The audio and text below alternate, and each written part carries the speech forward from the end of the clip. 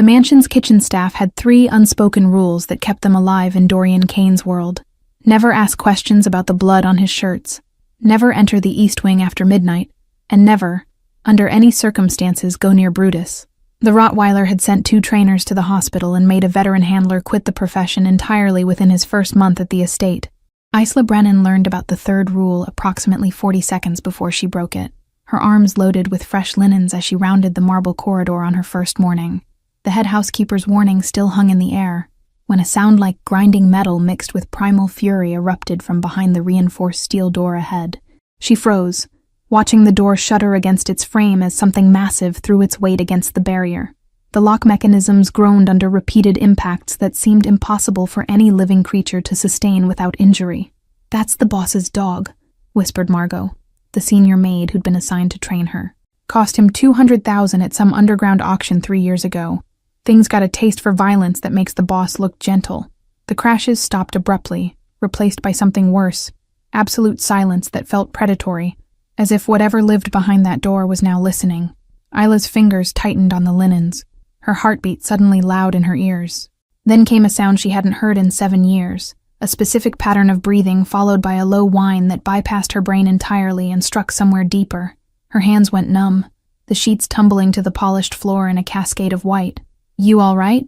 Margot reached for her elbow, but Isla was already moving toward the door, her body operating on instinct that overrode common sense and self-preservation. The breathing pattern repeated, 3 short exhales, a pause, then a longer exhale that ended in that same distinctive whine.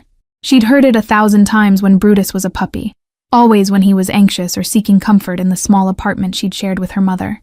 "What are you doing?" Margot's voice pitched higher as Isla's hand found the door handle. "Are you insane? That animal will tear you apart before you can scream."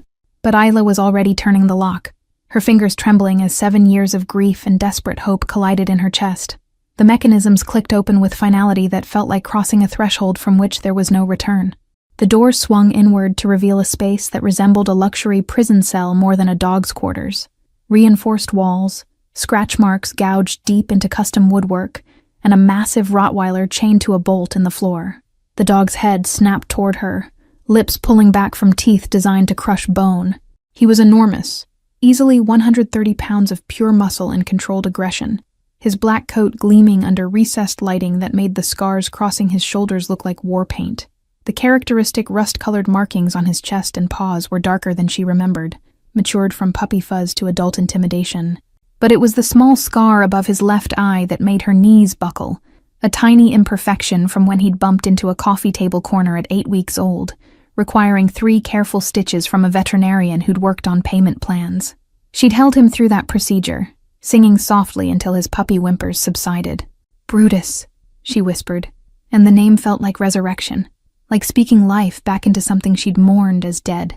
The dog's snarl faltered, his massive head tilting with confusion that would have been comical if not for the very real danger radiating from every tense muscle. His ears, cropped into aggressive points by someone who'd understood his value as a weapon, twitched forward with something that looked almost like recognition. Behind her, Margot was calling for security, her voice panicked and distant, but Isla couldn't move, couldn't breathe, couldn't do anything except stare at the impossible reunion unfolding in this gilded cage.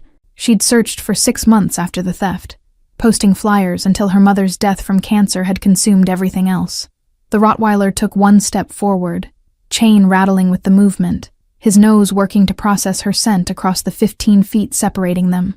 Whatever he found there made his entire body language shift from attack-ready to something more complex, confusion mixing with an instinct he couldn't quite name.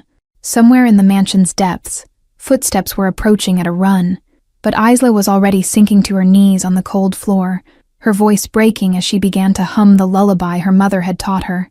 The same melody that had soothed Brutus through thunderstorms and fireworks, and the general anxiety of puppyhood in a chaotic world. The melody emerged broken and rough, 7 years of grief sharpening its edges, but the core remained unchanged, a simple Irish lullaby her grandmother had carried across an ocean. Isla's voice cracked on the 3rd note, tears blurring her vision as she watched Brutus's massive body go completely still. His ears rotated forward with laser focus, the aggressive tension draining from his shoulders in a way that seemed to defy his conditioning. The chain went slack as he sat back on his haunches, his enormous head tilting further with canine bewilderment. She continued humming through her tears, muscle memory guiding her through verses she hadn't sung since the night before he disappeared from their apartment's tiny balcony. Someone had cut through the lock while she slept, professional enough to leave no trace except emptiness. Brutus's tail moved once, a tentative sweep against the floor that looked foreign on an animal trained for violence. His mouth closed, the display of teeth replaced by something softer, almost vulnerable, as if layers of brutal conditioning were peeling away with each note. What the hell is happening? The voice came from the doorway, male and carrying the kind of authority that expected immediate answers. Step away from that dog right now. Isla didn't turn, couldn't risk breaking whatever fragile connection was rebuilding between them. She transitioned from humming to soft words, the lullaby's Gaelic verses flowing despite her limited Irish, purely phonetic memory from childhood. Brutus rose slowly, his movements careful rather than aggressive, and began walking toward her with the chain dragging behind him. Each step was measured, cautious, as if he was approaching something sacred he couldn't quite believe existed. I said step away. The command was sharper now, closer, but still Isla remained frozen, her hands extending palm up in invitation as Brutus closed the distance to 10 feet, then 8, then 6. She could see the scars more clearly now, evidence of fights he'd survived or been forced into, marks of a life that had nothing to do with the gentle puppy who'd once fallen asleep in her lap. Rage flickered through her grief, hot and sudden, at whoever had done this to him. Brutus stopped 2 feet away, close enough that she could feel the heat radiating from his massive body. His nose extended toward her hands, nostrils flaring as he processed scent markers that shouldn't exist, that contradicted everything his violent world had taught him. The first touch of his wet nose against her palm sent electricity through her entire body. His eyes, deep brown and intelligent beyond any animal she'd encountered since, locked onto hers with recognition that transcended training or conditioning. "That's impossible," the male voice said, much quieter now, stripped of command and replaced with something like wonder. He tried to kill the last person who got within 8 feet of him.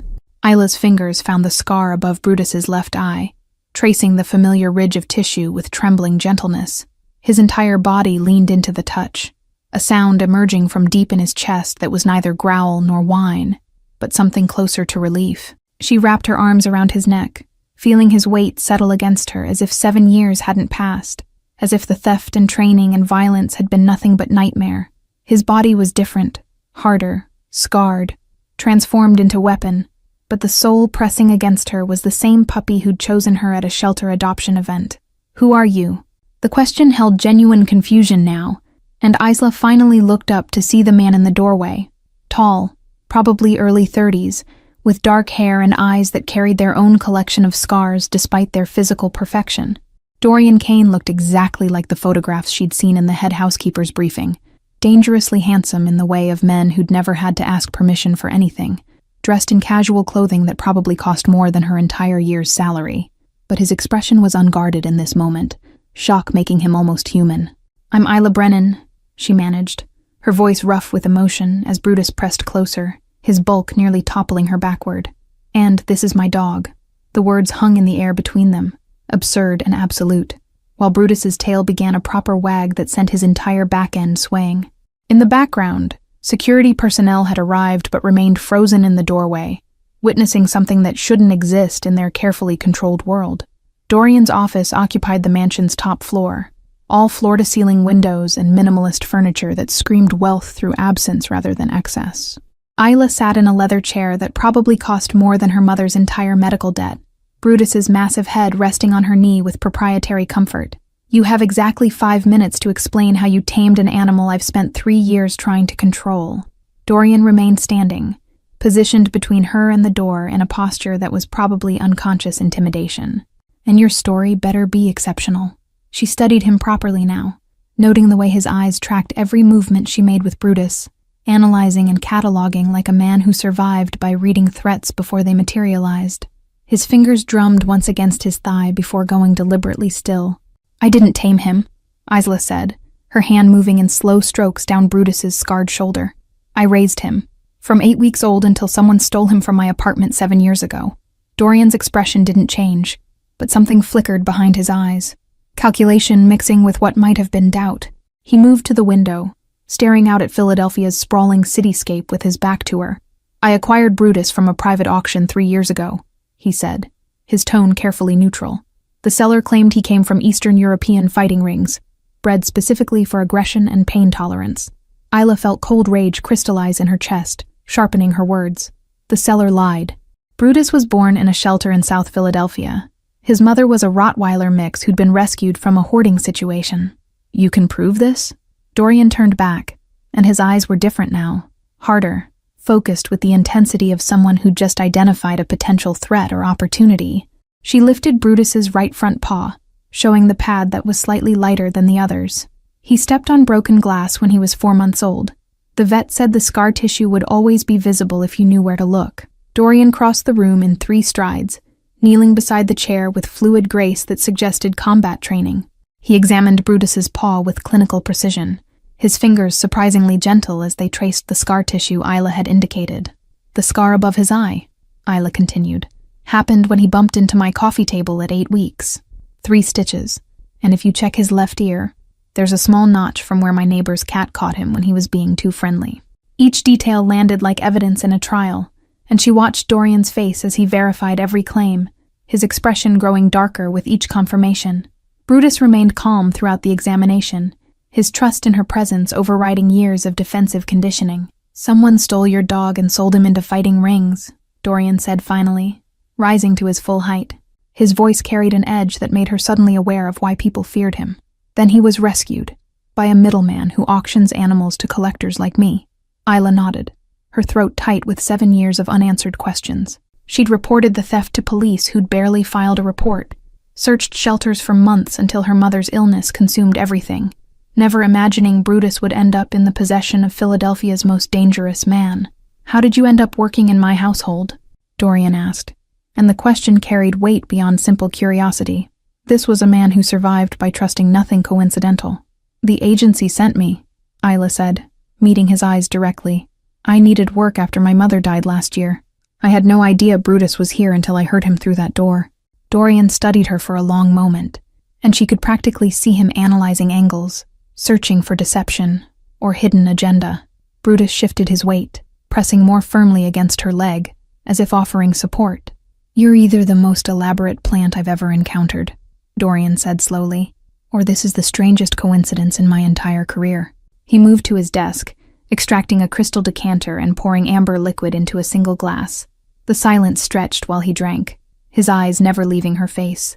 Isla forced herself to remain still, to not fidget or look away, instinctively understanding that showing weakness now would be catastrophic. I'm going to make you an offer, Dorian said finally, setting down the glass with precise control. You work exclusively with Brutus. No other household duties. Triple your current salary. You train him, you care for him, and you help me understand how an animal I couldn't control becomes docile the moment you sing to him. Isla's mind raced through implications, recognizing opportunity mixed with danger.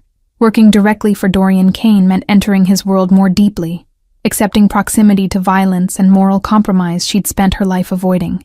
But Brutus's weight against her leg was real, solid, the reunion she'd stopped dreaming about years ago because the pain was too sharp. The thought of walking away now, of leaving him again, was physically impossible. I want full medical care for him, she said, her voice steadier than she felt. Proper veterinary evaluation, treatment for any lingering injuries from the fights, and I want to know who stole him. Something like respect flickered across Dorian's face, brief as lightning but unmistakable. He extended his hand across the desk, an old-fashioned gesture that somehow carried more weight than any contract. We have a deal, Miss Brennan, he said. But understand this. In my world, loyalty runs deeper than blood. If you're working this close to me, I need to trust you completely. Betrayal doesn't end with termination. Isla took his hand, feeling the calluses that spoke of violence despite his polished appearance, and understood she was crossing a threshold that would change everything. Brutus's tail thumped against the chair leg, oblivious to the dangerous bargain being struck above his head. The East Wing became Isla's domain over the following weeks, transformed from prison into sanctuary through changes both practical and profound.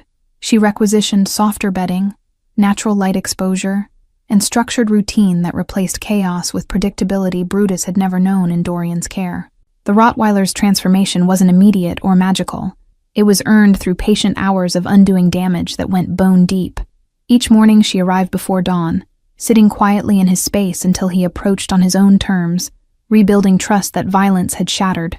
Dorian watched from security cameras initially, Isla discovered when she noticed the lens adjustments tracking her movements. She didn't acknowledge the surveillance, understanding it was how he maintained control in a world where trust was currency more valuable than money. By the third week, Brutus was taking food from her hand without the aggressive resource guarding that had made feeding him dangerous. His weight increased as stress diminished, the hollows in his flanks filling out with proper nutrition and reduced cortisol. The physical changes reflected deeper healing, muscles relaxing from constant defensive tension into something approaching normal canine existence. She introduced enrichment activities that engaged his intelligence rather than just his aggression, puzzle feeders that required problem-solving, scent work that utilized his natural tracking abilities, games that rewarded gentle behavior over violent responses. His eyes began to brighten with curiosity that had been beaten out through brutal conditioning. Each small victory felt monumental, proof that damage wasn't always permanent.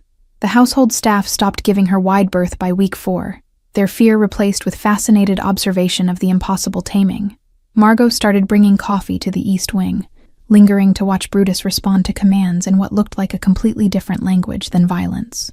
Other staff members found excuses to pass by during training sessions, witnessing transformation that challenged their understanding of what was possible. Dorian's direct observations began during the 2nd month, his presence announced by Italian leather shoes on marble floors, and the subtle shift in air pressure that preceded powerful men. He never entered Brutus's space initially, maintaining distance that respected boundaries while his dark eyes catalogued every interaction. His focus was absolute, studying her techniques with the same intensity he probably applied to business negotiations or tactical planning. "You're teaching him to be soft," Dorian said one morning, his tone unreadable as he watched Brutus roll onto his back for belly rubs. The words carried neither approval nor disapproval, just observation weighted with implications Isla was beginning to recognize. That's dangerous in my world. Vulnerability gets exploited. Gentleness gets mistaken for weakness. Isla continued her gentle strokes along Brutus's scarred abdomen, not looking up immediately. "I'm teaching him he doesn't have to be a weapon every moment of every day. There's a difference between soft and having the choice to be gentle." She finally met Dorian's gaze, holding it with confidence that surprised them both. Real strength includes knowing when violence isn't necessary. The silence that followed felt weighted with more than conversation about dog training. When she finally studied Dorian's face properly, something complex moved behind his eyes. Recognition, perhaps, or the uncomfortable mirror of seeing his own captivity reflected in animal form. His jaw tightened slightly, the only visible reaction to words that had clearly struck deeper than intended. "Show me," he said abruptly, gesturing toward the training equipment she'd installed. "Teach me what you're doing with him. I want to understand how you're achieving results that professional trainers with decades of experience couldn't manage." The request carried vulnerability that seemed foreign to his nature, admission that he didn't have all answers. The request surprised her more than anything he'd said since their deal was struck. Dorian Kane didn't ask for instruction. He commanded, controlled, dominated every space he occupied. Vulnerability wasn't in his vocabulary, yet here he was requesting guidance from a 20-year-old former waitress who'd stumbled into his world through impossible coincidence. Isla stood slowly, brushing dog hair from her jeans with deliberate movements that gave her time to process the shift in their dynamic. It starts with understanding that everything he does is communication. The aggression wasn't random. It was language. She moved to Brutus's side, demonstrating her posture and energy. Fear, pain, lack of control, all translated into violence because that was the only dialect he'd been taught by people who valued him as weapon rather than living being. She demonstrated basic calming signals, showing how Brutus responded to soft eye contact, slow movements, and the specific tone of voice that signaled safety rather than threat. Dorian absorbed the lesson with intensity that suggested he was learning more than just dog training, his focus absolute in the way of men who survived by gathering information others missed. "Your turn," Isla said, stepping back and gesturing for Dorian to take her place. She caught his momentary hesitation, so brief most people would miss it, before he moved forward with the decisive grace that characterized all his actions. The hesitation revealed more than confidence ever could. This man feared very little, but genuine connection apparently qualified as threatening. Brutus's ears flattened slightly as Dorian approached, his body tensing with muscle memory of masculine authority that historically preceded pain. The Rottweiler's eyes tracked to Isla, seeking confirmation or escape route with canine intelligence that understood power dynamics better than most humans. His breathing quickened, stress signals rippling through his massive frame despite weeks of rehabilitation. "Lower your shoulders," Isla instructed softly, moving closer to provide guidance. "You carry tension like armor, defensive posture that's probably kept you alive in countless situations." But he can feel it from 6 feet away and interprets it as threat, as precursor to violence based on everything his experience has taught him about men who stand like you're standing. Dorian's jaw tightened, visible effort required to relax the rigid posture that probably kept him alive in countless dangerous situations. His shoulders dropped fractionally, and Brutus's tail gave a tentative wag, responding to the subtle shift in energy. The change was minimal by external observation, but represented seismic internal adjustment for a man who'd built identity on appearing invulnerable. "Now offer your hand palm down, fingers loose and relaxed." No fist. Fists mean violence in his experience, precursor to pain every single time. Everything about your body language needs to communicate safety, rather than dominance. Isla demonstrated the position, noting how Dorian studied her hand, like it contained secrets to languages he'd never learned to speak. Dorian extended his hand with surprising gentleness, mimicking her position with precision that spoke to his ability to adapt and learn. After a long moment of canine deliberation where Brutus's nose worked to process contradictory information, the dog stretched his neck forward to sniff. The contact lasted only seconds before Brutus retreated, but triumph flashed across Dorian's face with unexpected boyishness that transformed his usually controlled features. "He's never let me touch him voluntarily," Dorian said, wonder softening his usually controlled voice into something almost vulnerable. "3 years of trying everything I knew, every technique professional handlers suggested, thousands spent on training programs that failed, and you've accomplished in weeks what I couldn't manage in years." The admission cost him something, visible in the tightness around his eyes. Isla watched something shift in the dynamic between man and animal, recognizing the precise moment when Dorian stopped seeing Brutus as weapon or possession and started seeing him as living being capable of choice and trust.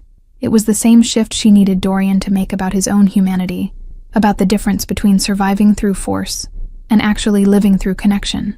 Isla began her private investigation on a Wednesday, using her afternoon break to access the mansion's business office under the pretense of reviewing her employment contract.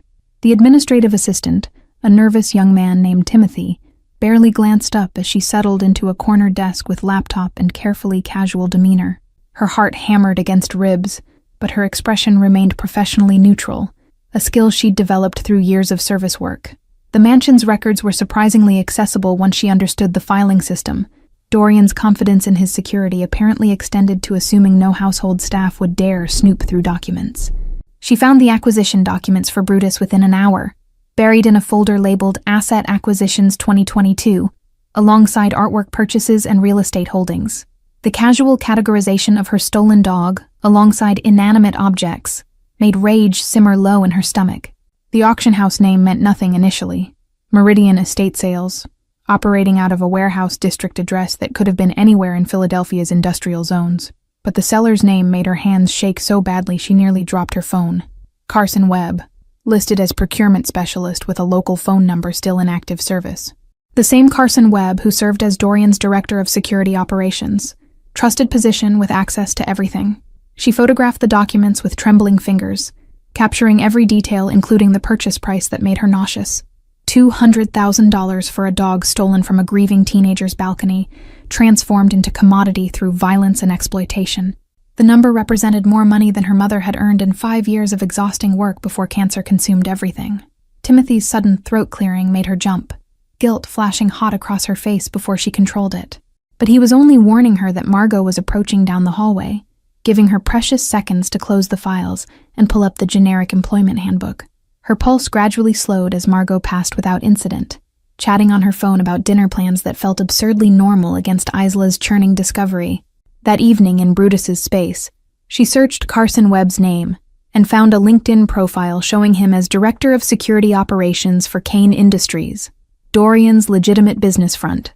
The man who'd sold Dorian his own stolen dog worked directly for him in position of significant trust, had access to everything from financial records to personal schedules. The betrayal's scope expanded with each detail she uncovered, revealing operation far more sophisticated than simple theft. Her fingers buried in Brutus's fur as rage crystallized into something colder and more focused than simple anger.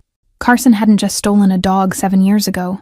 He'd built an entire side business trafficking animals while drawing substantial salary from the man he was systematically betraying. The audacity was staggering, the cruelty casual in ways that suggested this wasn't aberration but core character trait. "You're thinking loud thoughts," Dorian's voice came from the doorway, making her start, despite weeks of growing accustomed to his unannounced observations. His ability to move silently through his own mansion was unsettling, product of skills she didn't want to examine too closely. "What did you discover that's making your breathing change and your shoulders tense like you're preparing for confrontation?" Isla's mind raced through options faster than conscious thought. Lie and protect herself from entanglement in his dangerous world. Tell truth and risk variables she couldn't control. Or some middle path that might serve justice without triggering the violence she knew he was capable of. She studied Dorian's face in the low lighting, searching for clues about which version of him stood in the doorway, the careful teacher of gentle handling, or the ruthless crime lord. "I found the acquisition documents for Brutus," she said finally, choosing honesty weighted with careful calibration. "The auction house details, the seller's name, the complete paper trail of how he ended up in your possession. I wanted to understand the full scope of what happened, needed to know who took him from me, and how the theft connected to everything that came after." Dorian entered fully, closing the door behind him with quiet finality that changed the room's entire energy. His expression was unreadable in the way she'd learned meant deep calculation occurring beneath surface calm, deciding in real time how to respond to information that shifted their established dynamic. Tension coiled in his shoulders despite weeks of her teaching him to recognize and release defensive posture. "And what did these documents tell you?" His voice carried dangerous curiosity, the precise tone of man deciding whether witness becomes accomplice or liability in his world. He moved closer, not threateningly, but with predatory awareness that made her conscious of every escape route and barrier. The question held layers, testing her honesty, her intelligence, her understanding of the dangerous ground she'd chosen to walk. Isla met his eyes directly, refusing to show the fear pumping adrenaline through her veins despite every survival instinct screaming to back down. "That Carson Webb sold you my dog 3 years ago for $200,000. That he's still on your payroll in a position of significant trust with access to sensitive information. That the man you rely on for security has been running operations directly under your nose, while you paid him handsomely for the privilege." The silence stretched so long she could hear her own heartbeat, could feel Brutus's confusion at the tension suddenly filling his carefully constructed safe space. Dorian's face remained perfectly neutral, but his hands curled into fists before deliberately relaxing, conscious control that spoke to the rage he was containing. When he finally spoke, his voice was deadly quiet in the way that was infinitely more frightening than shouting. "You've done background research on my security director," he said slowly, each word precise as surgical instrument cutting through pretense. "Accessed files you had no authorization to view. Investigated a man who has resources and willingness to eliminate problems permanently.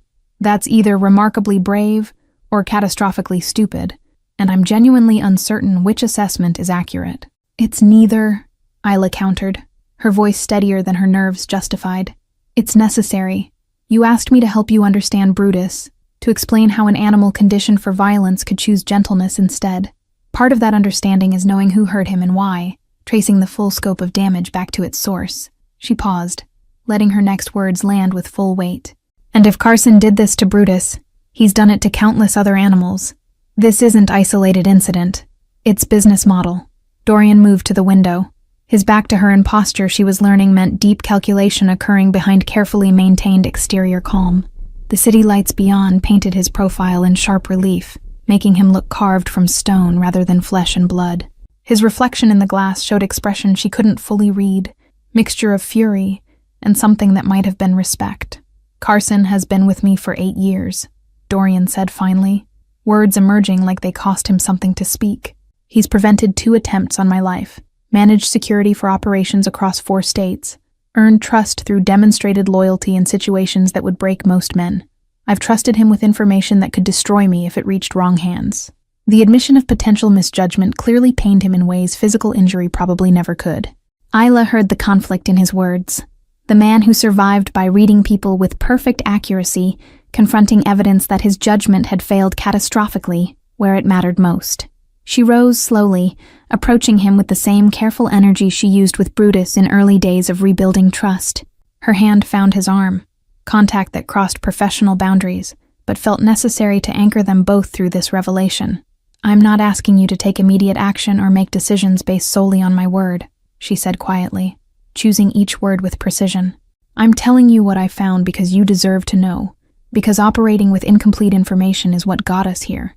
What you do with this knowledge is entirely your choice, but you'll make that choice with full awareness rather than continued ignorance." Her fingers tightened slightly on his arm. "And I need you to understand, if Carson did this systematically, there are other victims, other families destroyed, other animals tortured. This goes far beyond Brutus and me." The moment crystallized between them, heavy with implications that extended far beyond stolen dog or betrayed trust. This was test and offer simultaneously.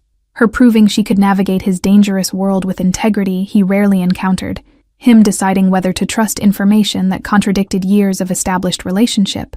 The weight of mutual vulnerability felt unprecedented, connection forged through shared mission that transcended their vastly different worlds.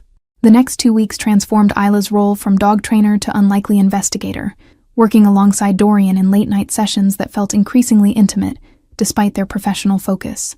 They mapped Carson's movements through financial records, security logs, and surveillance footage that revealed patterns invisible when examined in isolation. The mansion's study became their war room, documents spreading across mahogany surfaces while Brutus sprawled between them, his presence somehow making the dangerous work feel safer. Dorian taught her to read the subtle signs of deception in business records, unexplained gaps in timelines, vendors that existed only on paper, expenses that didn't align with operational needs. His world operated on different rules than hers, but his intelligence was undeniable, sharp and focused in ways that made her understand how he'd built an empire. He explained money laundering techniques and shell corporation structures with the casual expertise of someone who'd mastered both sides of legal boundaries. She contributed perspective he lacked, the human element of trafficking operations, the way stolen pets moved through underground markets, the specific red flags in Carson's documented animal acquisitions that Dorian's financial focus had missed. Together they built a case that became irrefutable, each piece of evidence connecting to form picture of systematic betrayal spanning years. The collaboration revealed complementary skills neither had recognized initially, creating investigative partnership more effective than either could manage alone. "He's been running the operation for at least 6 years, Dorian said one night, his voice tight with controlled fury as new evidence emerged from encrypted files they'd finally cracked. "Using my resources, my reputation, my infrastructure to traffic animals across state lines for fighting rings and private collectors. Every acquisition I authorized for legitimate security purposes, he corrupted into cover for his side business." His fist came down on the desk hard enough to make Brutus's ears twitch. Isla watched anger transform his features, making him look dangerous in ways that should have frightened her, but somehow didn't anymore. She'd learned to distinguish between his capacity for violence and his choice to employ it, a distinction she suspected few people in his life understood or even recognized as relevant.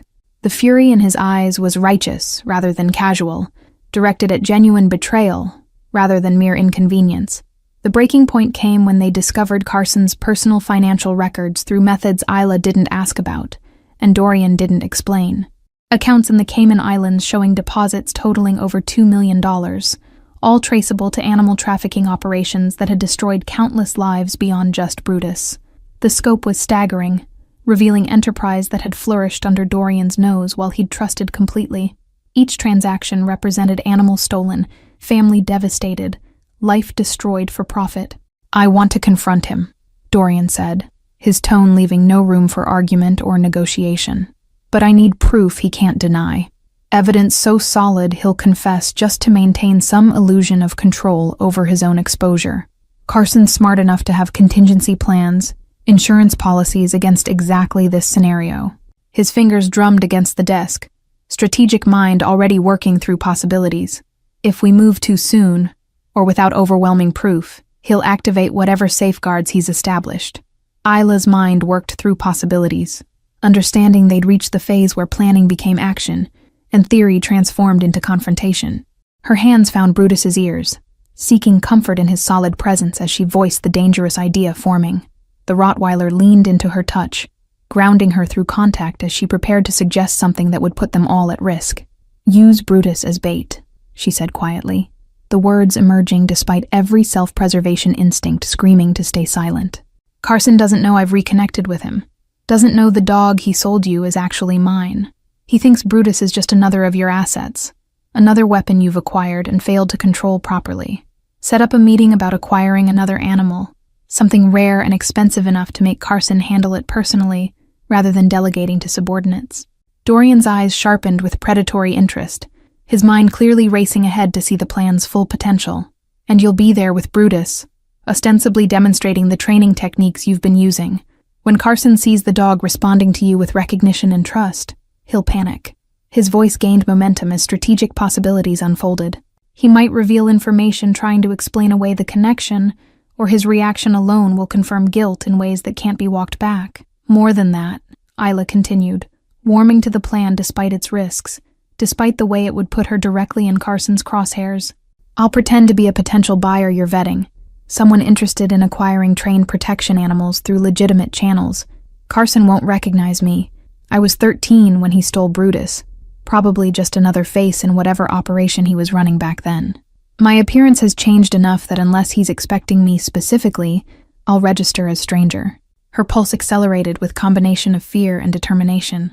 The silence that followed felt charged with possibility, and danger equally balanced, like standing at cliff edge deciding whether to jump. Dorian studied her with intensity that made her skin warm, his gaze cataloging not just her words but motivations beneath them, reading her with the same precision he applied to business negotiations. His focus was absolute, making her feel simultaneously exposed and seen in ways she'd never experienced. "This puts you directly in potential danger that I can mitigate but not eliminate entirely," he said finally, and the concern in his voice felt genuine rather than strategic. "Carson isn't just a thief operating on small scale. He's eliminated problems before when his operations were threatened. If he feels cornered, his response won't be civilized conversation or negotiated settlement. He'll escalate to violence without hesitation if he perceives existential threat." The warning carried weight of experience, of understanding exactly how dangerous men operated when desperate. Isla straightened her spine, meeting his concern with resolution she'd been building through weeks of reclaiming power stolen along with her dog. "I've been in danger since the moment I recognized Brutus and started asking questions that threatened Carson's operation. At least this way, I'm choosing to face it rather than waiting for it to find me on his timeline." Her voice carried conviction that surprised them both. "I spent 7 years feeling powerless about what happened. I'm done with powerless." Something shifted in Dorian's expression, admiration mixing with what might have been affection, though she didn't trust herself to name it accurately given their complicated dynamic. His hand reached out, hovering near her face before dropping, the almost touch somehow more intimate than actual contact would have been.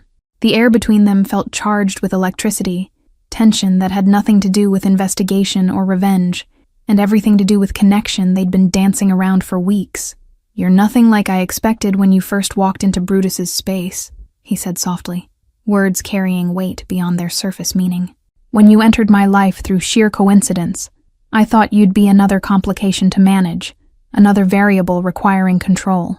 Instead, you're someone who challenges everything I thought I understood about strength and vulnerability." His eyes held hers with intensity that made breathing difficult. "You've made me question whether the walls I've built for protection are actually prison keeping me isolated from anything real." The confession hung between them like physical presence, raw honesty that seemed foreign to a man who'd built empire on calculated control. Isla felt her heart rate accelerate for reasons having nothing to do with fear or danger, heat rising in her cheeks as she processed what he was actually saying beneath diplomatic language. "Instead, I'm what?" she prompted, her voice barely above whisper, needing him to say it clearly despite knowing the answer. The space between them felt simultaneously too large and dangerously small, charged with possibility that terrified and attracted her in equal measure. Brutus's tail thumped against the floor, canine obliviousness breaking tension without fully dispersing it. "Someone who makes me want things I convinced myself were impossible in my world," Dorian finished, and the raw honesty in his words struck deeper than any calculated manipulation could have. His hand finally made contact, fingers brushing her jawline with unexpected tenderness that contradicted everything she knew about his capacity for violence. The touch was gentle, almost reverent, treating her like something precious rather than another asset to be controlled. Brutus shifted position, pressing against both their legs with satisfied grunt that suggested he approved of developments, even if he couldn't articulate why. They both looked down at him, then back at each other, and Isla saw her own confusion and desire reflected in Dorian's dark eyes. The moment balanced on knife edge between professional distance and something far more dangerous. "We should focus on Carson," she said, but her words lacked conviction, heart hammering against ribs as Dorian's thumb traced her cheekbone with deliberate slowness. The suggestion felt hollow, even as she spoke it, transparent attempt to retreat from intimacy that terrified her with its intensity. Yet she didn't pull away, didn't create distance her words suggested she wanted. "Yes," he agreed, but neither of them moved, the space between them collapsing with gravitational inevitability. Neither seemed willing or able to resist. His other hand found her waist, pulling her closer with confidence that should have been presumptuous, but felt inevitable. "We absolutely should maintain professional focus on the investigation and upcoming confrontation with Carson." His lips brushed hers with question rather than demand, giving her space to retreat if she chose while making his intentions crystalline. Isla's hands found his chest, feeling his heartbeat accelerating to match her own frantic rhythm, and she made her choice by closing the remaining distance between them. The kiss deepened with mutual hunger that had been building through weeks of careful collaboration and growing trust. The warehouse Carson had chosen for the meeting sat in Philadelphia's industrial district, exactly the kind of location where questions went unasked and screams went unheard. Isla arrived 30 minutes early with Dorian, watching from a surveillance van as Carson's Mercedes pulled into the loading dock with practiced precision. Her hands trembled slightly as she adjusted the wire hidden beneath her blouse, the tiny microphone feeling like a bomb against her skin. Dorian's security team had swept the location twice, identifying exits and potential ambush points with military efficiency she found both reassuring and terrifying. He sat beside her now, his presence radiating controlled tension as he watched Carson emerge from the vehicle alone. "If anything feels wrong, you abort immediately," he said quietly, his hand finding hers in the darkness. "No heroics, no pushing through discomfort. Your safety matters more than any confession we might extract." She nodded, but they both knew she wouldn't retreat once the plan was in motion. Too much momentum, too many years of powerlessness driving her forward. Brutus sat at her feet, unusually alert, as if sensing the importance of what was about to unfold. His training over recent months had prepared him for exactly this scenario, though he couldn't possibly understand the justice about to be served. Carson entered the warehouse through the main door, his confidence evident in every movement as he surveyed the space he'd selected. He was younger than Isla expected, mid-30s, conventionally attractive in the way of men who relied on charm to obscure calculation. His expensive suit and casual posture suggested someone comfortable in his deception, someone who'd never seriously considered being caught. "Time to move," Dorian said, squeezing her hand once before releasing it. "Remember, you're Helena Cross, potential buyer from Boston interested in acquiring trained protection animals for your security company. Keep him talking. Let his own arrogance do the work." His eyes held hers for a long moment, conveying more than words could about his concern and trust simultaneously. Isla exited the van with Brutus on a professional lead, her stride confident despite her racing heartbeat. She dressed the part, tailored pantsuit that suggested wealth without ostentation, her hair pulled back severely to age her appearance beyond her 20 years. The transformation felt like armor, protecting her real self while the persona of Helena Cross took center stage. Carson's eyes tracked her approach with professional assessment, no flicker of recognition crossing his features. Why would there be? She'd been a child when he'd stolen Brutus, gangly and grief-stricken. Nothing like the composed woman walking toward him now. His gaze shifted to Brutus, and something predatory sparked in his expression before professional neutrality reasserted itself. "Ms. Cross, I presume." Carson extended his hand with practiced charm. "Carson Webb, Director of Security Operations. Mr. Kane speaks highly of your organization's reputation in the Boston market. I understand you're looking to expand your protection animal program with specifically trained Rottweilers." His handshake was firm without being aggressive, perfectly calibrated to establish rapport without threatening dominance. "That's correct," Isla replied, keeping her voice pitched slightly lower than natural. adding imaginary Boston accent she'd practiced for hours. "I've heard your acquisition network is unparalleled for finding animals with the right temperament and training potential. Specifically, I'm interested in understanding your sourcing methods and quality control processes." She let Brutus sit at her side, his perfect obedience a testament to their rebuilt connection. Carson's eyes lingered on Brutus with appreciation that made her stomach turn. "That's a magnificent specimen you have there. May I?" He gestured toward the Rottweiler, already reaching out before she could respond, confidence suggesting he'd handled countless dogs without consequence.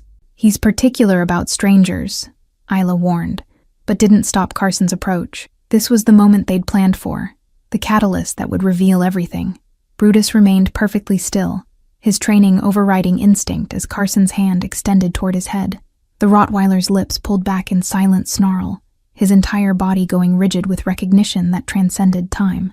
His eyes fixed on Carson with intensity that was unmistakably personal, not the generalized wariness of trained protection animal, but specific memory of trauma inflicted. The growl that emerged was low and promising violence, vibrating through his massive chest. Carson jerked back, surprise breaking through his professional composure. Interesting reaction. Usually takes longer for aggression to surface with proper handling.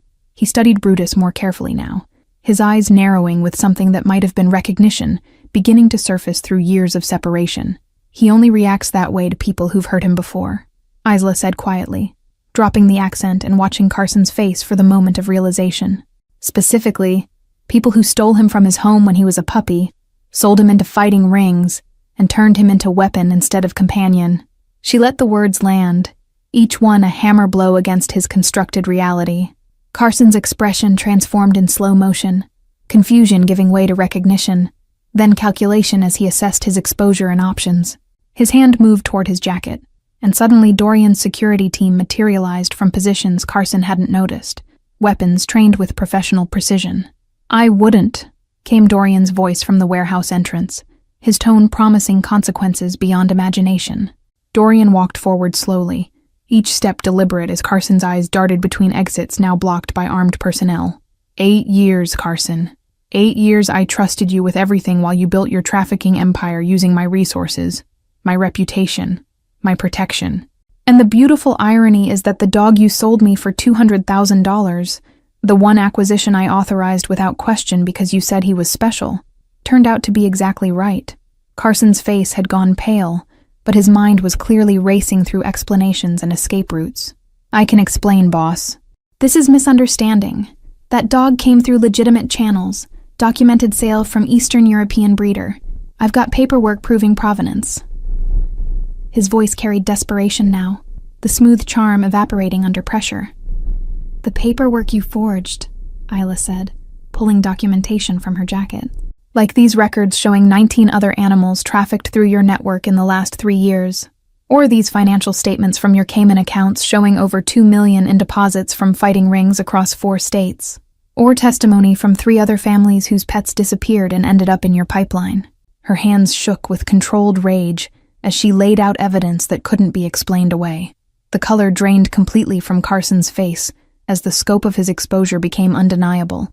He looked at Brutus again, really seeing him now beyond asset or commodity, recognizing the specific puppy he'd stolen from a balcony 7 years ago. "You're her," he said to Isla, the pieces finally connecting. "The girl from South Philly, the one with the cancer-sick mother. You grew up." "I grew up," Isla confirmed, her voice steady despite tears threatening. "And I spent 7 years thinking Brutus was dead, that whoever stole him had killed him or worse. I mourned him while finishing school, while watching my mother die, while rebuilding a life that had a hole in it, shaped exactly like the dog you took." Each word carried weight of accumulated grief, transforming into righteous fury. Dorian stepped closer to Carson, his presence radiating controlled violence that was far more terrifying than overt threat. "Here's what's going to happen. You're going to confess everything on camera, every animal you trafficked, every family you destroyed, every dollar you stole from operations I trusted you to run legitimately. Then you're going to help me dismantle your entire network, contact every buyer, rescue every animal still in the pipeline." "And if I refuse?" Carson asked, but his voice carried no real defiance, just desperate curiosity about the consequences he already knew were coming. "Then I release this evidence to the FBI, the ASPCA, and every media outlet in 5 states, Dorian replied calmly. But not before I let it be known in the criminal world that you've been skimming from operations and selling information to federal investigators. Either way, your life as you know it ends today.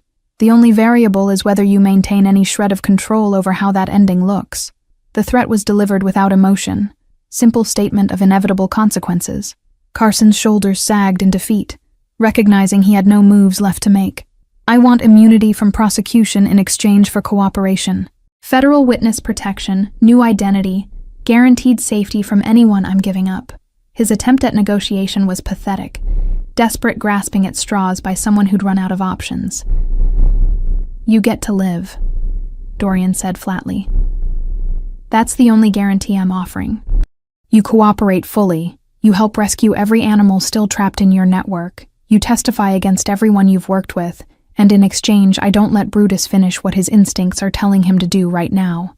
As if on cue, the Rottweiler's growl deepened, his entire focus locked on Carson with predatory intensity that promised violence if given opportunity. The recording equipment captured everything. Carson's detailed confession spanning 90 minutes, naming buyers and suppliers and middlemen across elaborate network that had destroyed countless lives for profit.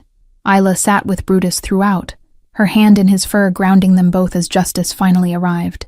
When Carson finished, federal agents who'd been coordinating with Dorian moved in to take custody, beginning process of dismantling operation that had flourished too long in darkness. The mansion felt different in the days following Carson's arrest, as if the exposure of betrayal had somehow purified the air itself. Isla sat in Brutus's space, with late afternoon sunlight streaming through windows Dorian had ordered enlarged, watching dust motes dance in golden beams, while the Rottweiler sprawled across her lap with contentment that seemed impossible mere months ago. The weight of his head against her thigh was solid reassurance that some things lost could be recovered, some damage healed through patience and love. Federal prosecutors had worked around the clock processing Carson's confession, and the resulting investigation had already recovered 14 animals from active trafficking operations across 3 states. Each rescue felt like small victory, but Isla couldn't shake the awareness of how many had been lost before anyone understood the scope. The numbers haunted her. Animals who'd died in fighting rings, families who'd never gotten closure, years of suffering that could have been prevented if someone had noticed Carson's deception sooner. Dorian found her there as evening shadows lengthened, his presence announced by the subtle change in Brutus's breathing rather than sound of footsteps. He'd become quieter in recent days, more contemplative, as if Carson's betrayal had forced examination of how he'd built his empire and what he'd sacrificed for power. The DA called, he said, settling beside her with unusual uncertainty in his posture. They're offering Carson 20 years in exchange for testimony against the entire network. It's not enough. It never is, Isla replied, her fingers tracing the scars on Brutus's shoulder that would never fully disappear. Justice doesn't undo damage. It doesn't give me back 7 years with Brutus. Doesn't restore him to who he might have been without the fighting rings. Doesn't resurrect my mother so I can tell her I found him. Her voice caught on the last words. Grief she'd been holding at bay finally cracking her composure. Dorian's arm came around her shoulders, pulling her against his chest with gentleness that still surprised her, despite weeks of growing intimacy. She'd been crying more lately, not from weakness but from finally feeling safe enough to release years of accumulated pain. He held her through it without trying to fix or minimize, just offering solid presence while she shook with sobs that had been building since she was 13 years old. I've been thinking about what comes next, Dorian said when her breathing had steadied, his voice rumbling through his chest into her ear. Carson's betrayal revealed holes in my organization I can't ignore. I've spent years building power through fear and control, surrounding myself with people who follow orders without question, and that very structure is what allowed someone like him to flourish right under my nose for 8 years. Isla pulled back enough to see his face, finding vulnerability there that would have been unthinkable when they first met.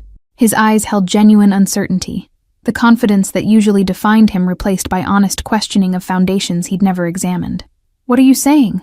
she asked, though part of her already understood the magnitude of what he was considering. "I'm saying maybe it's time to build something different," he replied, his hand finding hers with deliberate intention. "Not abandoning everything I've created, but transforming it into something that doesn't require I sacrifice my humanity to maintain. Something where loyalty is earned through integrity rather than fear. where I surround myself with people who'll challenge me when I'm wrong, rather than enable every impulse. His thumb traced circles on her palm, nervous gesture that revealed how much the admission cost him. The proposal hung between them, massive in its implications and terrifying in its vulnerability. Isla studied his face, searching for signs of manipulation or tactical positioning, but found only genuine desire for transformation.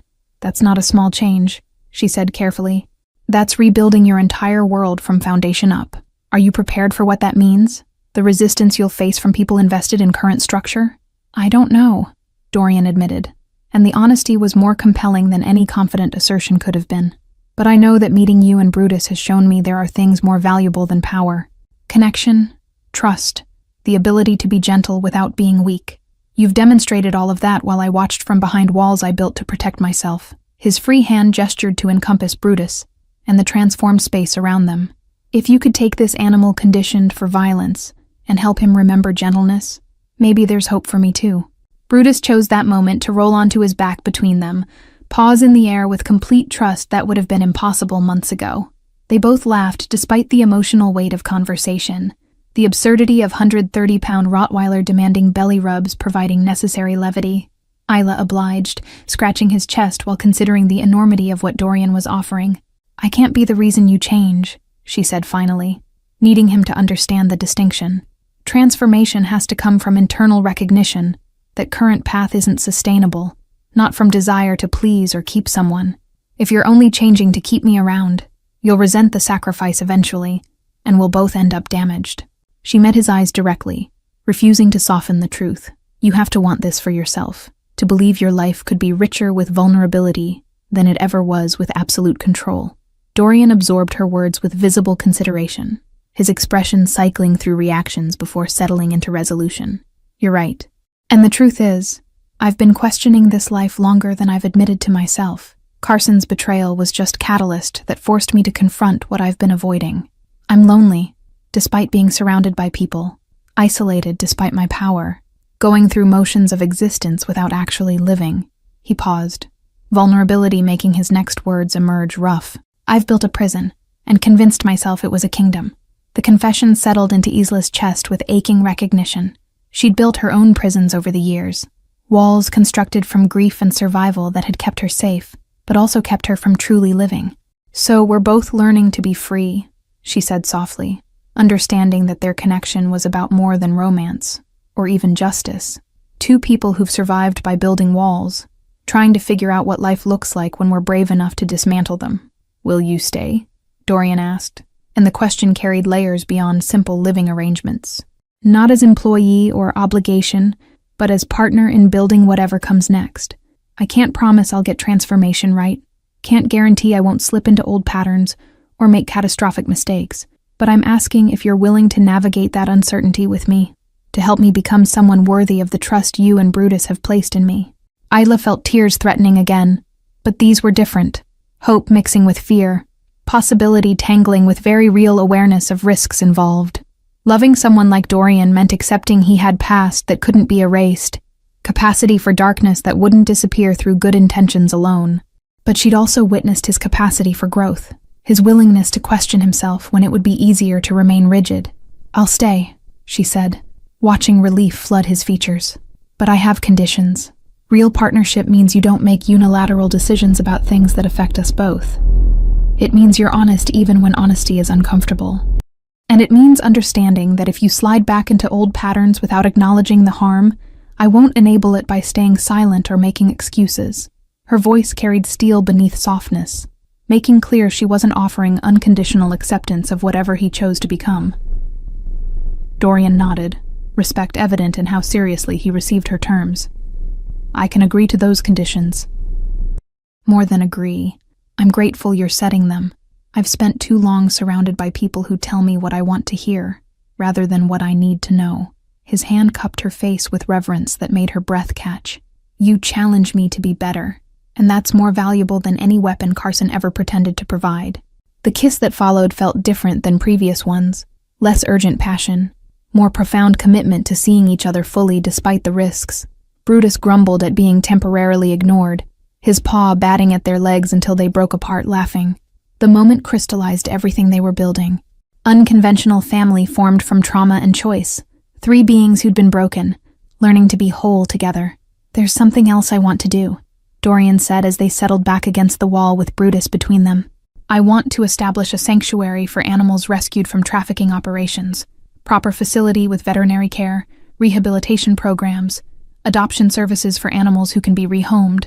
We'll fund it through liquidating some of my less legitimate holdings, transforming dirty money into something that actually helps." The plan emerged fully formed, suggesting he'd been considering it longer than this conversation. Isla's heart expanded at the vision he was describing, seeing how it could honor not just Brutus's suffering, but all the animals Carson and others like him had destroyed. That would be incredible. Permanent home for animals too damaged to be adopted, resources for families trying to recover stolen pets, education programs about trafficking networks. Her mind raced with possibilities. Professional experience in service work suddenly valuable in entirely new context. "I want you to help design and run it," Dorian said, his voice carrying conviction beyond simple offer. "Your experience with Brutus, your understanding of trauma and recovery, that perspective is invaluable. This can't be some wealthy person's vanity project.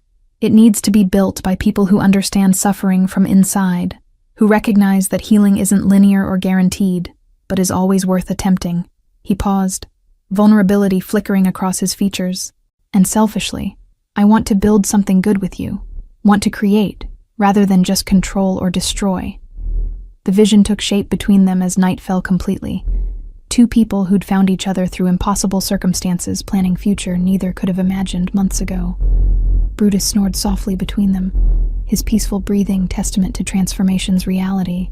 Outside, Philadelphia glittered with lights that could represent either continued darkness or potential for something better, depending on choices made by people brave enough to try. 3 months later, Isla stood at the entrance of Redemption Sanctuary, watching the final construction crews complete work on the rehabilitation facility that had transformed from dream to reality with stunning speed. 20 acres of Pennsylvania countryside now held state-of-the-art veterinary clinic, spacious recovery kennels, and training facilities designed specifically for animals recovering from trauma. The name had been Dorian's suggestion, recognition that redemption wasn't just for the animals, but for everyone involved in creating second chances. The grand opening was scheduled for tomorrow, but today was private preview for the team who'd made it possible. Margot had transitioned from housemaid to sanctuary administrator, her organizational skills proving invaluable in managing the complex operation. Timothy from the business office now handled fundraising and donor relations, his nervous energy channeled into productive purpose. Even some of Dorian's former security personnel had retrained as animal handlers, their protective instincts redirected toward gentler purposes. Dorian found her watching the sunset, paint the facility's main building in golden light, his arms sliding around her waist with familiarity that still sent pleasant shivers through her body. "Nervous about tomorrow?" he asked, though his tone suggested he already knew the answer. His transformation over recent months had been remarkable, still decisive and commanding when necessary, but tempered with humility that made his leadership more effective rather than less. "Terrified," Isla admitted, leaning into his warmth. "What if we can't help them all? What if the animals are too damaged, or we make mistakes that cause more harm, or the funding doesn't sustain long-term?" Her fears tumbled out in rush of words, vulnerabilities she'd learned to voice rather than hide. Their relationship had been built on honesty, even when honesty was uncomfortable. "Then we learn and adjust," Dorian replied with calm confidence she'd learned to trust. "Perfection isn't the goal. Sustained effort toward something better is what matters. We'll make mistakes. Some animals won't recover as we hope, but that doesn't negate the value of trying." His words reflected hard-won wisdom from his own transformation, from learning to accept imperfection while still striving for growth. Brutus bounded toward them across the main yard, his gait easy and joyful, in ways that would have seemed impossible during his days of violence. He'd become the sanctuary's unofficial mascot, his story of recovery inspiring donors and volunteers who saw proof that even severe damage could heal with patience and love. Other dogs now played beside him, rescues from Carson's network and other trafficking operations that had been exposed in widening investigation. The sight of Brutus playing with a young German shepherd who'd been rescued from fighting Ring just weeks ago made Isla's throat tight with emotion. The shepherd, named Hope by the intake team, had been nearly catatonic when she arrived, unresponsive to human contact and aggressive toward other animals. But Brutus had somehow reached her, his own history of trauma creating bridge where human attempts had failed. Now she romped beside him with tentative joy, learning that life could include play instead of just survival. "How many are we receiving tomorrow?" Dorian asked, watching the dogs with expression that revealed his own emotional investment in the sanctuary's success. He'd poured not just money, but genuine commitment into the project, spending weekends helping with construction, and evenings reviewing rehabilitation protocols with veterinary staff. 11, Isla replied, consulting the tablet she now carried everywhere. 7 dogs, 3 cats, and 1 rabbit, all recovered from trafficking networks in Pennsylvania and New Jersey. The rabbit's case is particularly heartbreaking. Stolen from a children's hospital therapy program and sold to someone who wanted exotic pet without understanding proper care. Her voice hardened with anger that no longer surprised her. Injustice didn't stop hurting just because you worked actively against it. Dorian's jaw tightened, his own anger controlled but evident. The person who bought the rabbit is facing charges? The question carried edge, suggesting he'd learned details she hadn't shared. His connections in law enforcement had proven valuable in coordinating rescues, though Isla sometimes worried about methods he used to acquire information. Yes, along with the middleman who facilitated the sale, Isla confirmed. The DA is using Carson's testimony to build cases against everyone in the network. It's a slow process, but we're seeing actual accountability. Mishi paused, studying his profile in fading light. You've been different lately, more patient with the legal process. A few months ago, I think you would have handled things more directly. A few months ago I would have, Dorian admitted without shame or pride, just acknowledgement of fact. But you've taught me that sustainable change requires working within systems even when they're frustratingly slow. Vigilante justice might feel satisfying in the moment, but it doesn't create lasting transformation. He turned to face her fully, his hands finding her waist. Besides, I have things worth protecting now. This sanctuary, our relationship, the person I'm becoming. Risking those for immediate satisfaction seems foolish. The kiss that followed was interrupted by Brutus shoving his massive head between them, demanding attention with typical lack of subtlety. They laughed, including him in their embrace, while Hope watched from safe distance, still learning that affection could be trusted. The moment felt perfect in its imperfection, messy and real, complicated and beautiful, exactly what life looked like when you chose vulnerability over control. As night fell, they walked the sanctuary grounds together, Brutus and Hope trailing behind with growing pack mentality.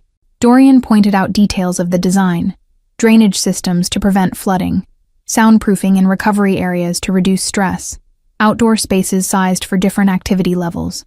His pride in the project was evident. Transformation from man who'd built empire through fear to someone creating legacy of healing. "I've been thinking about my other businesses," Dorian said, as they reached the overlook that provided view of entire property. "Not everything I've built can or should be transformed, but there are operations I can divest from, things that cause harm even if they're profitable. I want to systematically evaluate everything and make conscious choices about what kind of empire I'm maintaining." The admission revealed ongoing internal work, recognition that change was process rather than single decision. Isla squeezed his hand, understanding the magnitude of what he was proposing. That's going to create complications. People who depend on current structures, rivals who'll see divestment as weakness, financial restructuring that might destabilize things temporarily. "Are you prepared for that resistance?" she asked, not to discourage, but to ensure he'd calculated costs realistically. "No," Dorian replied with characteristic honesty. "I'm not fully prepared, and I'll probably make significant mistakes navigating the transition. But I'm committed to trying, and I have a partner who'll tell me when I'm rationalizing harm or sliding into old patterns." His eyes found hers with intensity that still made her breath catch. "You're my conscience in many ways, Isla. Not because I've outsourced moral thinking to you, but because you model integrity. I'm still learning to embody consistently." The weight of that responsibility settled on Isla's shoulders, both honored and slightly terrified by role she'd assumed in his transformation. "Just remember, I'm human too, capable of my own blind spots and mistakes. We need to keep challenging each other, not fall into dynamic where I'm moral authority and you're supplicant seeking approval. Real partnership means we're both growing, both learning, both willing to be wrong and correct course." "Agreed," Dorian said, then pulled her close for kiss that communicated beyond words. Gratitude and desire, commitment and uncertainty, love that was choosing to be brave despite reasonable fears. When they separated, Brutus had wandered to the fence line with Hope, both dogs staring out at darkness beyond the sanctuary's boundaries with alert but calm postures. "They're guarding us," Isla observed, warmth flooding her chest at the sight. Brutus protecting the space that saved him, teaching Hope that security doesn't require violence, just presence and awareness. The symbolism wasn't lost on her. They were all learning new ways to be strong, discovering that gentleness required more courage than aggression ever had. The grand opening the next day exceeded every expectation, with donors and media coverage generating support that would sustain operations for years. Families who'd lost pets to trafficking networks toured the facilities with tears of gratitude, seeing concrete evidence that their suffering had catalyzed meaningful change. Volunteers signed up in droves, inspired by Brutus's story and the possibility of contributing to redemption rather than just witnessing tragedy. Isla gave a speech that was supposed to be brief, but became extended meditation on loss, recovery, and the choice to believe healing was possible even when evidence suggested otherwise. She spoke about finding Brutus against impossible odds, about Dorian's willingness to question everything he'd built, about the animals who deserved second chances they'd never received under previous systems. Her voice cracked multiple times, but she powered through with determination that had sustained her through years of grief. Dorian stood at the back of the crowd, watching with expression that revealed pride and love in equal measure. When she finished to thunderous applause, he made his way forward and pulled her into embrace that felt like coming home. "You're remarkable," he whispered against her hair, words meant only for her despite public setting. "Everything about this, the sanctuary, the changes in my life, the hope I didn't know I needed, it all traces back to the moment you walked through that door and sang to a dog everyone said was beyond saving. We saved each other," Isla corrected, understanding that redemption had been a mutual process. Brutus brought us together, but we each made choices to believe in possibility of transformation. That's what this sanctuary represents, not just rescuing animals, but insisting that damage doesn't have to be permanent, that given proper support and genuine commitment, healing can happen even in most broken circumstances. As the evening celebration continued, Isla and Dorian slipped away to the quiet overlook where they'd stood the night before. The sanctuary glowed with lights below, symbolizing hope made tangible through collective effort and sustained commitment. Brutus and Hope joined them moments later, both dogs settling at their feet with contentment that spoke to security and belonging they'd never known before finding this place. "Thank you," Dorian said simply, his arm around Isla, as they watched their impossible dream function in reality. "For seeing past who I was to who I might become, for insisting I could be better even when I'd given up on that possibility, for building this with me when you could have just walked away with Brutus and left me to my isolated empire." His gratitude was profound, acknowledging debt that couldn't be repaid with money or grand gestures. "Thank you for being brave enough to change," Isla replied, turning in his arms to face him properly.